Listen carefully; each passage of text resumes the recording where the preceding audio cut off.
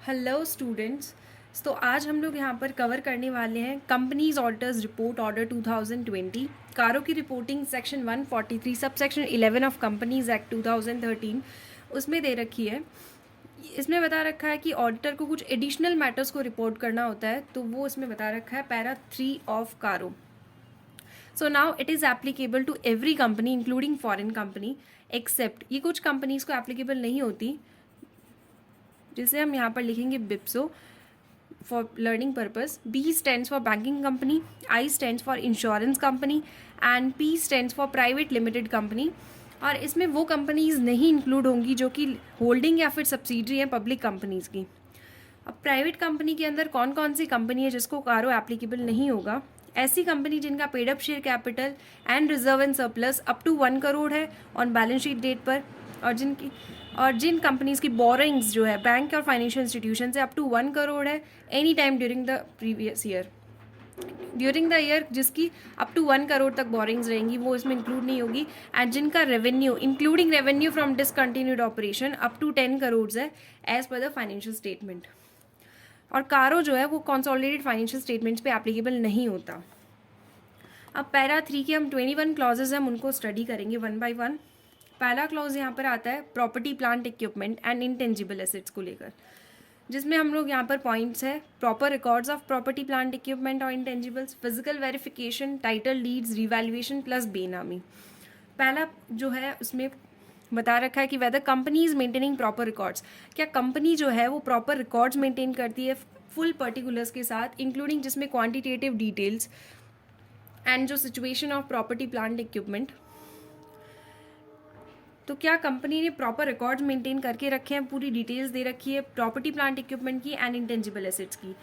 क्या कंपनी ने physical verification perform किया है रीजनेबल इंटरवल्स पर, जो कि जनरली यहाँ पर एटलीस्ट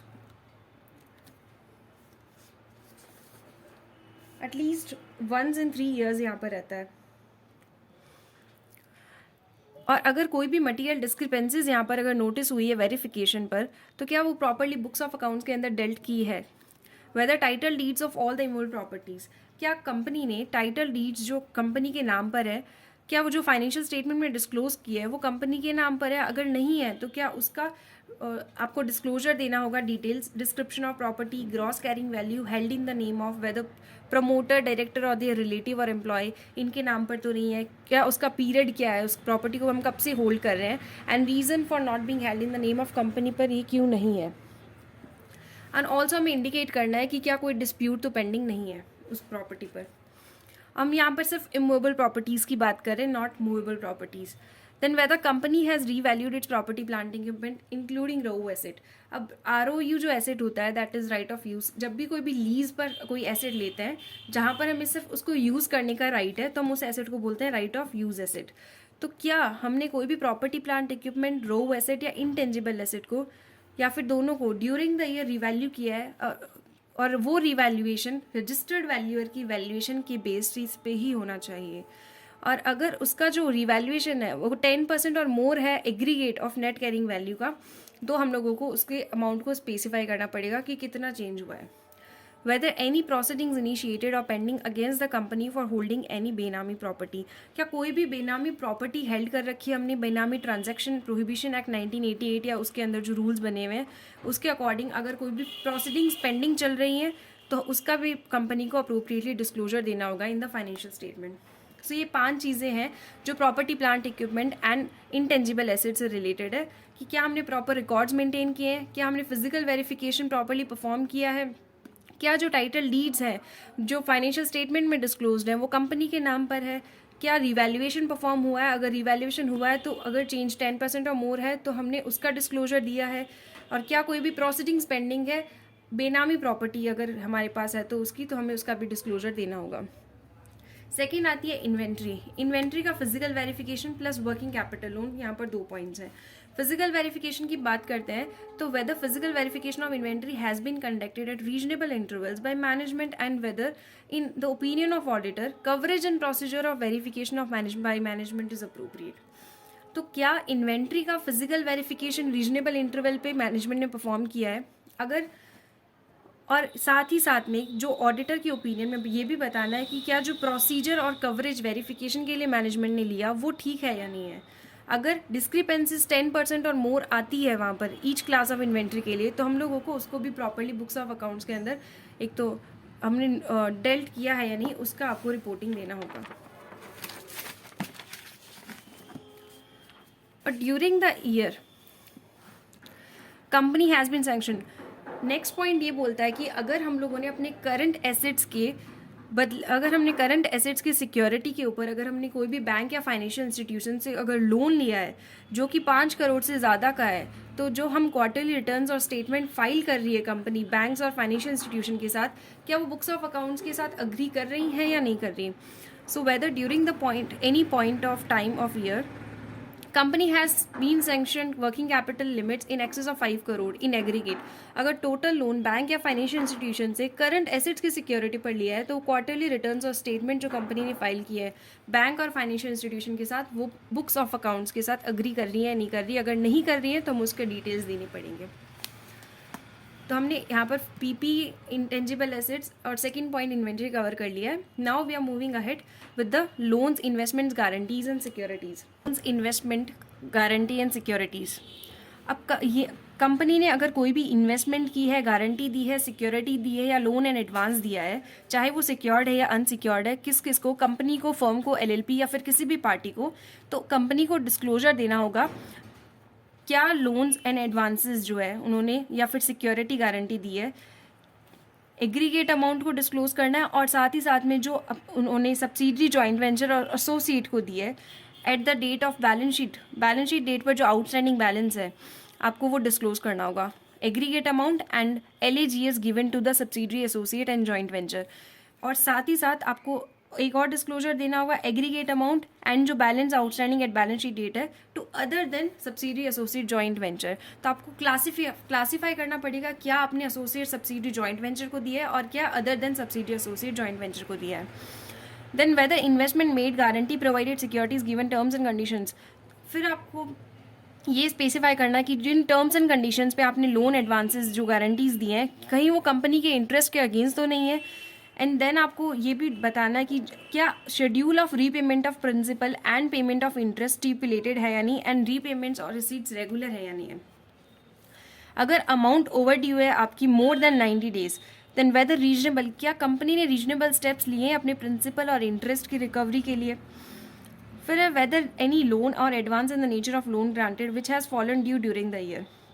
अगर कंपनी के, ये पॉइंट इंपॉर्टेंट है, इसे ध्यान से पढ़ेंगे कि अगर loan and advance in the nature of loan granted which has fallen due, अगर कोई भी लोन और एडवांस अगर ड्यूरिंग द ईयर ड्यू हो जाता है, अगर हम उसको रिन्यू, एक्सटेंड करवा लेते हैं या फिर कोई इसके बदले में फ्रेश लोन ले लेते हैं उसके सेटलमेंट पे, तो हम लोगों को स्पेसिफाई करना होगा कि कौन सा, स्पेसिफाई करना है एग्रीगेट अमाउंट जो ड्यूज़ का रिन्यू, एक्सटेंड और सेटल हुआ है by fresh loan, and percentage में भी शो करना पड़ेगा कि ड्यूरिंग द ईयर आपने जो लोन लिए टू टोटल जो एग्रीगेट लोन्स एंड एडवांसेस है उसकी परसेंटेज में।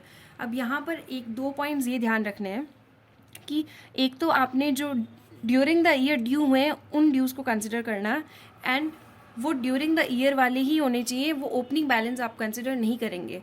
सो जब आप परसेंटेज निकालोगे तो you have to take the during the year जो आपका लोन्स एंड एडवांस आपने लिया है वो divide by total loans and advances. And next है whether company has granted any loans और advance in the nature of the loan either repayable on demand और without specifying any terms और period of repayment. अगर आपने कोई भी loan या advance लिया है जिसकी रीपेमेंट की जो है आपने स्पेसिफाई नहीं कर रखी है टर्म्स, मीन्स वो कभी भी रीपेबल हो सकता है, एंड ना ही आपने कोई पीरियड और टर्म स्पेसिफाई कर रखी है, तो आपको उस टाइम स्पेसिफाई करना होगा एग्रीगेट अमाउंट आपने जो भी आपने लोन प्रमोटर या रिलेटेड पार्टी को दिया है, टू एग्रीगेट अमाउंट आपको स्पेसिफाई करना पड़ेगा इन परसेंटेज। अब इस वाले पार्ट के अंदर आपको दो पॉइंट्स के अंदर ये ध्यान रखना है, that is point number A and E, कि ये जो है वो उन बिजनेसेस पे एप्लीकेबल नहीं होगा जिनका मेन जो प्रिंसिपल बिजनेस है लोन देना, लाइक बैंक हो गई, तो ये उस पर एप्लीकेबल नहीं होगा, उनके लिए आपको कारों की रिपोर्टिंग नहीं करनी क्योंकि ये उनका डे टू डे बिजनेस है। नेक्स्ट यहाँ पर जो 4 पैरा है, क्लॉज 4 जो है उसके अंदर बता रखा है 185 and 186, that is in respect of loans, investment guarantees and securities whether provision of section 185 and 186 of the Companies Act have been complied with, if not provide the details thereof। तो इसके अंदर आपको बताना है कि जो भी आपने लोन, इन्वेस्टमेंट, गारंटी, सिक्योरिटी दी है तो क्या आप कंपनी ने उसके प्रोविजंस का कंप्लायंस किया है कंपनीज एक्ट के 185 एंड 186 सेक्शन का। अगर नहीं किया है तो आपको वहाँ पे डिटेल्स देनी है। नेक्स्ट क्लॉज है deposits. In respect of deposits accepted by the company और amounts which are deemed to be deposits, आपने अगर कंपनी ने कोई भी अगर डिपॉजिट एक्सेप्ट किया है, कोई भी अमाउंट जो डिपॉजिट की तरह एक्सेप्ट किया है, तो क्या उसने आरबीआई की डायरेक्टिव्स सेक्शन 73 टू 76 कंप्लाई किया है, या कोई भी अदर रेलिवेंट जो प्रोविजन एप्लीकेबल है कंपनीज एक्ट का उसका कंप्लायंस किया है। अगर नहीं किया है, इफ़ नॉट, देन आपको नेचर ऑफ कॉन्ट्रावेंशन को स्टेट करना है, और कोई भी अगर ऑर्डर कंपनी लॉ बोर्ड ने या फिर एनसीएलटी और आरबीआई या फिर अदर कोई कोर्ट और ट्रिब्यूनल ने जो ऑर्डर पास किया है, क्या उसकी कंप्लायंस हुई है या नहीं, आपको ये भी रिपोर्ट करना है। Cost records, whether maintenance of cost records, क्या सेंट्रल गवर्नमेंट ने आपको कॉस्ट रिकॉर्ड्स बनाने के लिए कोई भी ऑर्डर पास किया है? अगर किया है तो क्या आपने उसके अकॉर्डिंगली कोई रिकॉर्ड्स बनाए हैं और रखे हैं?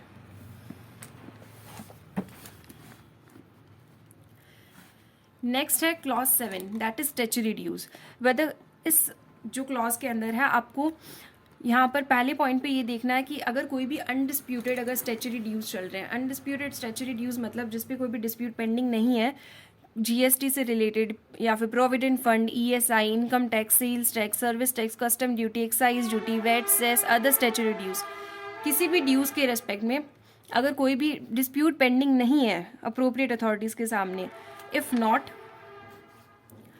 क्या आपने रेगुलरली डिपॉजिट किया है आपने उनके जो अनडिस्प्यूटेड स्टैच्यूटरी ड्यूज हैं? अगर नहीं किए हैं तो in that case you have to specify कि क्या कोई स्टैच्यूटरी ड्यूज, पहले आपको 3 चीज़ें चेक करनी है कि क्या कोई भी statutory dues at the end of financial year, that is 31 March को कोई भी ड्यूज पेंडिंग है, और क्या वो ड्यूज 6 मंथ्स के लिए पेंडिंग रहे हैं जब से वो पेबल थे। तो 3 चीज़ें आपको देखनी है, स्टैच्यूटरी ड्यूज का होना ज़रूरी है, दूसरा बैलेंस शीट डेट पे वो पेंडिंग होने चाहिए, और तीसरा वो 6 महीने के लिए ड्यू होने चाहिए। जिस दिन से वो पेबल थे उसके 6 महीने तक पे नहीं किया है, more than 6 months. And way statutory, और फिर सेकंड पॉइंट में बता रखा है कि अगर कोई भी अगर डिस्प्यूटेड स्टैच्यूटरी ड्यूज है तो इन दैट केस आपको स्पेसिफाई करना पड़ेगा कि क्या अमाउंट है और किस फॉर्म में वो डिस्प्यूट पेंडिंग चल रहा है, और mere representation to the concern department हम उसको डिस्प्यूट नहीं मानते हैं। क्लॉज 8 है हमारे पास इनकम डिस्क्लोजर, दैट इज़ अगर कोई भी ट्रांजैक्शन अगर आपने रिकॉर्ड नहीं कर रखा था बुक्स ऑफ अकाउंट्स के अंदर और इनकम टैक्स के असेसमेंट के अंदर वो इनकम डिस्क्लोज हो जाती है, तो क्या आपने उसको प्रॉपरली रिकॉर्ड किया है, वो आपको स्पेसिफाई करना है। नेक्स्ट है repayment of loans, that is clause 9। Weather company has defaulted, company ने अगर कोई भी लोन बोरिंग या फिर लोन या बोरिंग ले रखी है उसके रीपेमेंट में या फिर उसके इंटरेस्ट के पेमेंट के अंदर लेंडर से अगर कोई लोन वगैरह लिया है तो क्या उसने कोई डिफ़ॉल्ट की है या नहीं की है। अगर डिफ़ॉल्ट की है तो period and amount of default आपको रिपोर्ट करना पड़ेगा, और उसके अंदर क्या क्या रिपोर्ट करोगे, nature of borrowing including debt securities, name of lender का नाम, क्या अमाउंट आपने पे नहीं की है ड्यू डेट पर, क्या प्रिंसिपल और इंटरेस्ट है, कितने नंबर ऑफ डेज वो डिले या अनपेड रहा है, और remarks.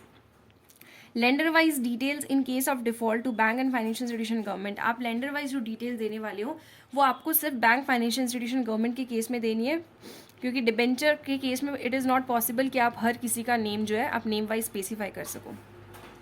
Weather company is a declared, फिर है कि कंपनी अगर विलफुल डिफॉल्टर डिक्लेयर हो चुकी है बाई बैंक या फाइनेंशियल इंस्टीट्यूशन अदर लेंडर, तो उसको आप लोगों को रिपोर्ट करना है। क्या टर्म लोन जिस पर्पज़ के लिए ऑब्टेन किया गया है उस पर्पज़ के लिए यूटिलाइज़ किया गया है, अगर नहीं किया गया है तो किस पर्पज़ के लिए उसको यूटिलाइज़ किया गया है और कितना यूटिलाइज़ किया गया है वो आपको स्पेसिफाई करना पड़ेगा। क्या फंड्स जो आपने शॉर्ट टर्म बेसिस के लिए ऑब्टेन किए थे क्या हमने उसे लॉन्ग टर्म पर्पज़ के लिए लगा दिया है, तो कितना हमने लॉन्ग टर्म के लिए लगाया है हम उसको इंडिकेट करेंगे। क्या कंपनी ने अपनी सब्सिडरी एसोसिएट जॉइंट वेंचर के खर्चों को पूरा करने के लिए उनके ऑब्लिगेशंस को मीट करने के लिए कोई लोन लिया है, if yes the nature of such transaction and amount आपको स्पेसिफाई करना होगा। क्या कंपनी ने कोई भी लोन रेज किया है अपनी सब्सिडरी एसोसिएट जॉइंट वेंचर की सिक्योरिटीज़ को प्लेज करके, तो उस केस के अंदर आपको उसकी डिटेल्स और रिपोर्ट करना पड़ेगा अगर कोई भी डिफ़ॉल्ट अगर कंपनी ने की है उसकी रीपेमेंट के अंदर। नेक्स्ट है हमारे पास पैरा 3 का क्लॉज 10 आईपीओ और एफपीओ रिपोर्टिंग। इसके अंदर बता रखा है कि अगर आपने कोई भी मनी रेस की है आईपीओ से या एफपीओ से इंक्लूडिंग डेट इंस्ट्रूमेंट, तो उसके हमने किस पर्पज़ के लिए रेस किया था, क्या हमने उस पर्पज़ के लिए उसको यूटिलाइज़ किया है। अगर नहीं किया है तो आपको डिटेल्स देनी पड़ेगी टुगेदर विद द डीलेज और डिफ़ॉल्ट एंड सब्सिक्वेंट रेक्टिफिकेशन। अगर उसमें कोई डिफ़ॉल्ट हुई तो उसकी डिटेल, अगर सब्सिक्वेंट रेक्टिफाई किया तो उसकी डिटेल आपको रिपोर्ट करनी पड़ेगी। इसके अंदर एक पॉइंट और ऐड कर दिया गया है, preferential allotment and private placement.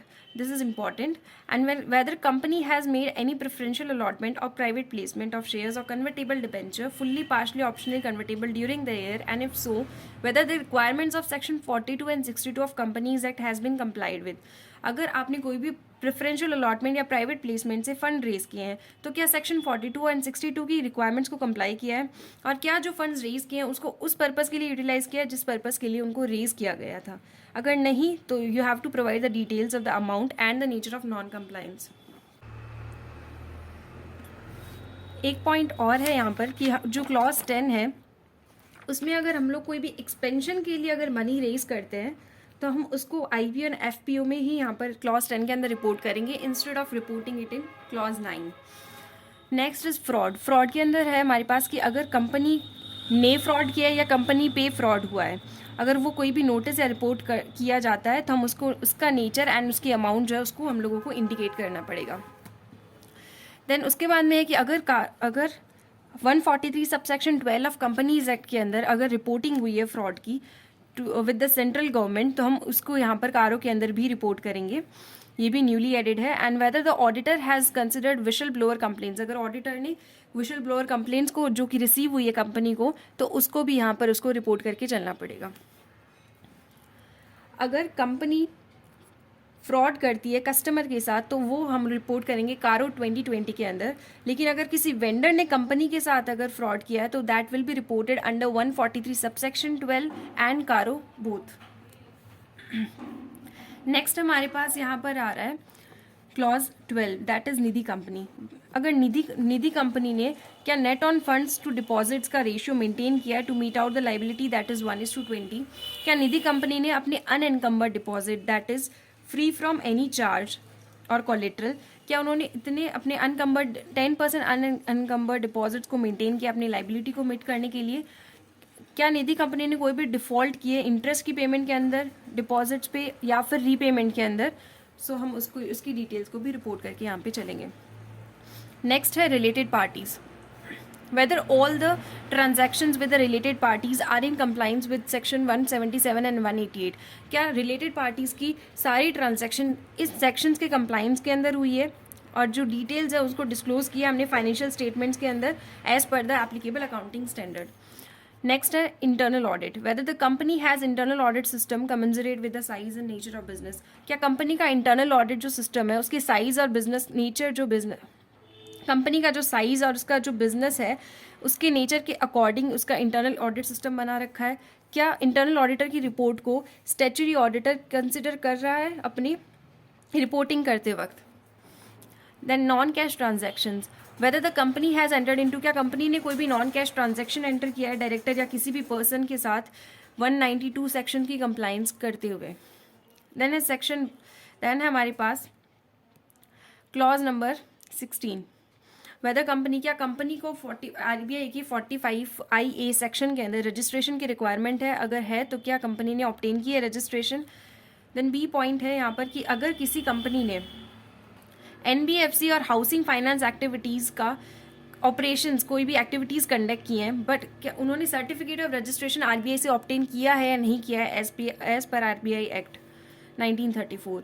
क्या कंपनी कोई कोर इन्वेस्टमेंट कंपनी है made by the in the regulations made by the RBI, if yes, अगर कंपनी कोर इन्वेस्टमेंट कंपनी है तो क्या उसके क्राइटेरिया को वो कंटिन्यू टू मीट कर रही है, और अगर वो एग्जम्प्टेड या अनरजिस्टर्ड कोर इन्वेस्टमेंट कंपनी है तो क्या उसके क्राइटेरिया को वो मीट कर पा रही है या नहीं कर पा रही। अगर एक ग्रुप के अंदर, दैट मीन्स उसका पेरेंट सब्सिडरी जो ग्रुप है उसके अंदर अगर एक से ज़्यादा CIC कंपनी है तो इंडिकेट करना पड़ेगा आपको उनके नेम्स को कि कौन कौन जो है उस ग्रुप का पार्ट है। नेक्स्ट हमारे पास यहाँ पर है क्लॉज नंबर 17, कैश लॉसेस। तो कंपनी ने कोई भी अगर ड्यूरिंग द फाइनेंशियल ईयर और इमीडिएटली प्रिसीडिंग फाइनेंशियल ईयर में कैश लॉसेस अगर उन कंपनी के हुए हैं तो उसको अमाउंट को स्टेट करना पड़ेगा। फिर है रेजिग्नेशन बाय स्टैच्यूटरी ऑडिटर। अगर कोई भी स्टैच्यूटरी ऑडिटर रिजाइन करके गया है तो क्या जो नया आने वाला ऑडिटर है क्या उसने कंसिडर किया है इश्यूज, ऑब्जेक्शंस और कंसर्न जो कि आउटगोइंग ऑडिटर ने रेज किए थे, तो उसके ऊपर भी रिपोर्टिंग करनी पड़ेगी। फिर है गोइंग कंसर्न। गोइंग कंसर्न का मतलब ये होता है कि is there any material uncertainty कि बिजनेस कंटिन्यू कर पाएगा या नहीं कर पाएगा, तो वही ऑडिटर को देखने हैं उसके कंपनी के फाइनेंशियल रेशियोज को, जो एक्सपेक्टेड डेट्स ऑफ रियलाइजेशन है कि कब तक फाइनेंशियल एसेट्स और फाइनेंशियल लाइबिलिटीज सेटल हो जाएंगे, और अदर जो भी डेटा इन्फॉर्मेशन जो अवेलेबल है फाइनेंशियल स्टेटमेंट्स के पास, और जो मैनेजमेंट के प्लान्स हैं, BOD के प्लान्स हैं, क्या ऑडिटर का ओपिनियन है कि is there any material uncertainty की क्या आगे एक जो बैलेंस शीट डेट के ऊपर जो भी लाइबिलिटीज़ आउटस्टैंडिंग है क्या वो ड्यूरिंग 1 ईयर के अंदर क्या वो कंपनी जो है उसको मेट कर पाएगी या नहीं कर पाएगी, सो उसके ऊपर उसको रिपोर्टिंग देनी होगी। देन CSR रिपोर्टिंग है, that is section 135 sub section 5 जो है कंपनीज एक्ट का, वो बोलता है कि जो भी other than on going projects हैं तो उनका जो अनस्पेंड अमाउंट होता है as per the fund specified in the schedule 7 to the companies act, उसको 6 मंथ्स के अंदर उस फंड के अंदर ट्रांसफ़र करना होता है। तो क्या उसको ट्रांसफ़र कर दिया गया है 6 मंथ्स के अंदर? और जो ऑन गोइंग प्रोजेक्ट्स चल रहे हैं तो उसके अंदर जो भी पैसा यूटिलाइज अनयूटिलाइज जो अमाउंट है that has to be transfer to a special account, तो क्या उसको स्पेशल अकाउंट के अंदर within the specified time period transfer कर दिया गया है। नेक्स्ट हमारे पास यहाँ पर लास्ट जो है हमारे पास clause that is qualification in CFS। इसके अंदर ये बता रखा है कि अगर हमारे पास ग्रुप की रिपोर्टिंग है कंसोलिडेटेड फाइनेंशियल स्टेटमेंट में, किसी ऑडिटर ने अपनी कारों की रिपोर्ट के अंदर कोई एडवर्स या क्वालिफिकेशन रिमार्क दिया है तो हम लोगों को उसको डिस्क्लोज करना पड़ेगा, इंडिकेट करके अपनी कारों की रिपोर्ट में इंडिकेट करना पड़ेगा कि कंपनी की डिटेल्स के बारे में और किस पैराग्राफ नंबर के अंदर उसको जो है क्वालिफिकेशन या एडवर्स रिमार्क यहाँ पर दिया गया है। So these are the 21 clauses of the CARO. I hope you all understood it properly. And if there is any doubt, then please write it in comment section. I'll try to solve it. And ये जो है वो आपका जो May 23 exams है उसके लिए CA inter and CA final both में ये एप्लीकेबल है, तो इसे अच्छे से स्टडी कीजिएगा. It is very important topic. And see you in next video. Thank you.